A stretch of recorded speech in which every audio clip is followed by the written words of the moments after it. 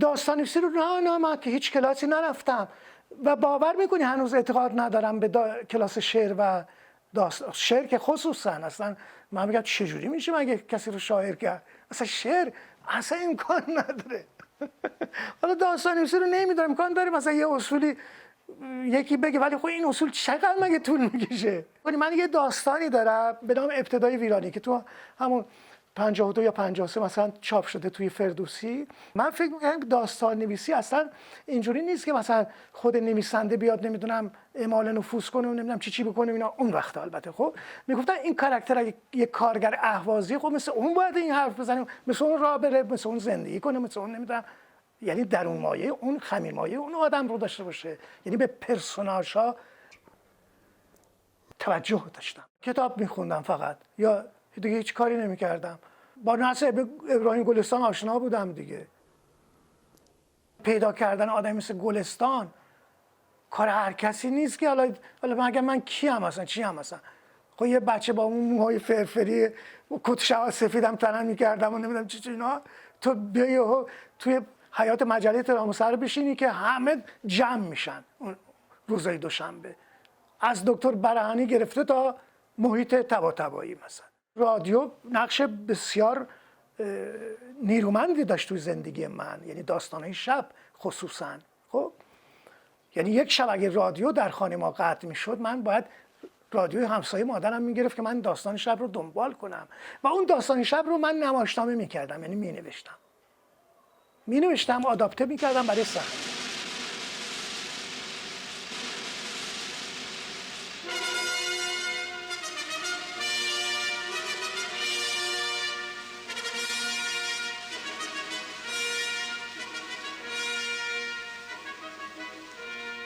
یکی بود یکی نبود.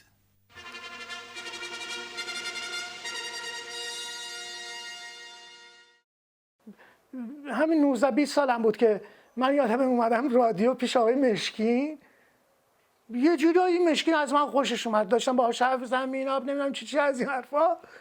بعد گفت من دارم میرم واحد نمایش، بیا بریم با هم قدم بزنیم و منو برد سر سریالی که با آقای مشایخی اینا کار میشد. اون واحد نمایش مال آقای ظهوری اینا بود. چی ظهوری اسم کوچیکش یادم رفته.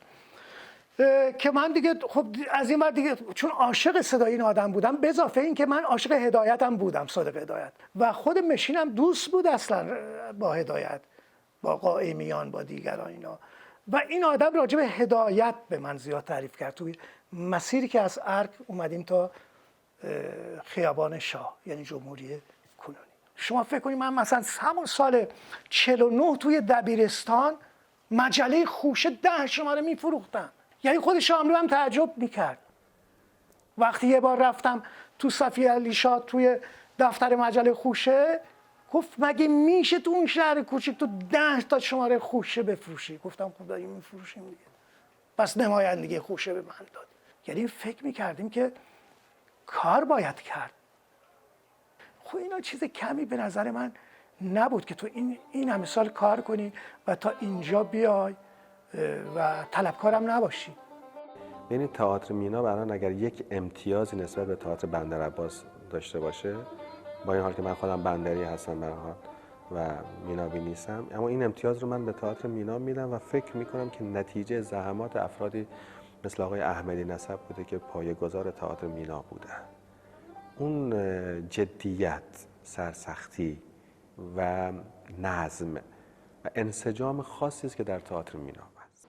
اون وقتا میدونی که مجله فردوسی یکی از مجله هایی بود که روزهای دوشنبه همه دستشون بود دیگه و نهایتش برای بعضی افتخارشون این بود که شعری در اون مجله چاپ کنن یا داستان یا خبری یا از این مسائل دیگه. خب من یه تعدادی داستان دادم آقای عباس پهلوان. ایشون میبینی آدم مغروری بود که گفت من یه چیزی بگم فلانی، گفتم بله بفرمایید. گفت اگه خوب بود که من چاپ میکنم، اگه نم که بهتون برم نمیگردونم. گفتم باش. دیدم هفته به هفته یه دونه داره چاپ میشه. طرها رو هم خودم میکشتم، هرچند که آقای بزرگ خضرایی اونجا گرافیست اونجا مجله بود دیگه. خود این باعث شد که من با عده زیادی از برای بچه‌های شاعر و نقاش و داستان نویس و ژورنالیست اون زمان آشنا بشم. میگفتم که نه، اون زادگاه من بیشتر به من نیاز داره که اونجا کار تئاتر کنم. و دوستایی هم که در اینجا من داشتم که حالا فرضاً مثلا استاد من به نوعی بودن، معتقد بودن که من برگردم اونجا و کار کنم. برگردی زادگاهت و با اون مردمی که نیاز دارن کار کنی، نه اینکه جایی بشینی که مثلا نمیدونم فلان باشه و اینا. اینی که خب با این اندیشه همیشه من درگیر بودم و همچنان به همراه میکشم تا اینجا دیگه. تو اون دوره توی اون شهر میلاب خب دشوار بود در واقع دیگه. خب من کمک میگرفتم، این برم دوستای خوبی داشتم. خب یعنی تو همون دوره من مثلا از آقای زندیات محمد علی جعفری دعوت میکردم بیاد یه گوشه تئاتر رو درس بده توی میلاب. اینجوری کار میکردم. در سال 2 بار از مهدی فتحی دعوت میکردن کجا بیاد بیان درس بده توی تئاتر، یعنی خود سیستم یا روش استانیسلافسکی رو تدریس کنه. عبدالله خان دوامی میومد پیش من. خب برای اون شهر خیلی عالی بود که مثلا یه بار لطفی مثلا بیاد قدم بزنیم تو خیابون نمیدونم چی، و حالا برنامه بذاریم که سال آینده که لطفی میاد مثلا با آقای شجریان بیان اینجا کنسرت بدن، در ضمن قبل از کنسرت آقای دولت آبادی مثلا راجع به ادبیات حرف بزنیم و خب حالا کی سال 53. یعنی من فکر میکردم که کار اگه میشه کار بنیادی بشه، کار ریشه‌ای باشه. تا این 7 سال، یعنی تا سال 58 که من کوچ میکنم و میام تهران دیگه، به طور پیگیر شب و روز من نداشتم توی شهرم. یعنی در واقع کم کم با اینکه تازه ازدواج کرده بودم 11 و نیم شب من میتونستم برم خونه. اینجوری من تئاتر رو ادامه دادم تا سالی که استخدام فرهنگ هنر شدم، یعنی درست سال 53 بود، به عنوان کارشناس تئاتر و نقاشی که من موظف بودم که هم نقاشی رو تدریس کنم هم تئاتر رو. ببین کار حرفه‌ای من روباه و عقاب بود. یه کاری بود که آقای بیژن مفید نوشته بود و دوست من محمود استاد محمد که در گروه بیژن مفید بود این نمایشنامه رو داد به من و من 1 سال روی این متن کار کردم. میدونی که همش از زبان حیوانات و ایناست دیگه. یعنی در واقع اولین حرکت حرفه‌ای ما از سال 50 شروع شد و بعد با من ادامه دادم با چوب به دست‌های ورزیل ساعدی، اون رو کار کردم. توی خود میناب. البته خب وقتی میناب اجرا میشد توی بندرعباس هم اجرا میکردیم، یعنی تا احتمالاً سیرجان و کرمان هم میرفتیم دیگه. همطور به ترتیب نمایش‌های دیگه کار کردم، مثلا تک پرده‌های چخوف کار کردم یا داستان‌های چخوف رو خودم آداپته می‌کردم برای صحنه و نمایشنامه‌های زیادی بود دیگه. آنجا که ماهی‌ها سنگ می‌شوند بود، برای خود میناب اجرا کردیم گروهمون.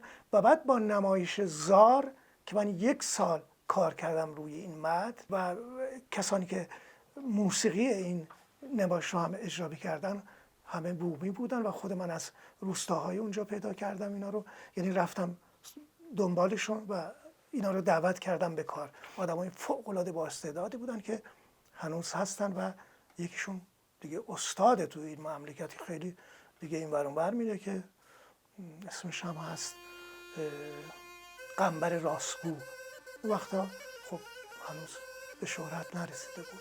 و بعد همینطور دیگه نمایش‌های دیگه اگه دوست دارین اسم بیارم یا نه دوست. آره، روز بخیر آقای کشیش بود که باز من برای تلویزیون اجرا کردم، یه نمایشنامه آلمانی بود.